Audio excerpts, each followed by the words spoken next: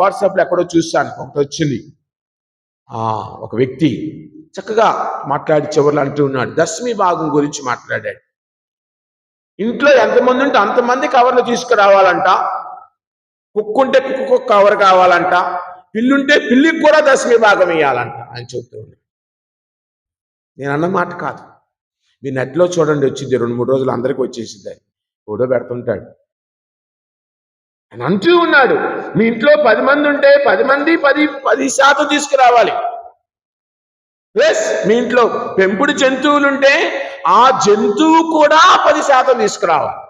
పిల్లుంటే పిల్లికి 10%, కుక్కుంటే కుక్కకు 10%, ఇంకా ఏరే పక్షులుంటే ఆ పక్షి 10% అని ఆయన చెబుతూ ఉన్నాడు. ఏమిటి ఈ బోధ నేటి సమాజములో? అలాంటి వారి దగ్గరికి మాత్రం మనం పరిగెత్తుకొని వెళ్తాం ఏదో అయినట్టు. నిజమైన దేవాలయము మనం పోయిన వారం చదువుకున్నాం, అంతకు ముందు వారం చదువుకున్నాం. 3వ అధ్యాయం,